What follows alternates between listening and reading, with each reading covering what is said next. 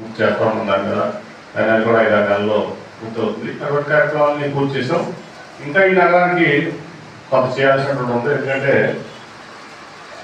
ఇవాళ మన నగరం ఏంటంటే the third highly densely populated city in the world ఇది. ఎందుకంటే 63 స్క్వేర్ కిలోమీటర్స్లో దాదాపు ఇంతకుముందు 7 లక్షల 9 లక్షలు ఉన్నారంటే దాదాపు 15 లక్షలు వెళ్ళారు జనాభా. ఎందుకంటే చుట్టూ కొండలు కానీ, కొండల మీద ఇల్లు కానీ, అక్కడ స్థిర నివాసులు, ఎక్కడి నుంచి స్థిర నివాసులు వస్తున్న వ్యక్తులు కానీ ఇవన్నీ ఉన్నాయి. మెయిన్గా డ్రింకింగ్ వాటర్ ప్రాబ్లం కానీ, డ్రైనేజ్ ప్రాబ్లం కానీ, స్ట్రాంగ్ వాటర్ డ్రైనేజ్ కానీ, ఇట్లా రకరకాలుగా ప్రాబ్లమ్స్ అడ్రస్ చేస్తూ వస్తున్నాం. చాలా వరకు కూడా క్లియర్ అయింది.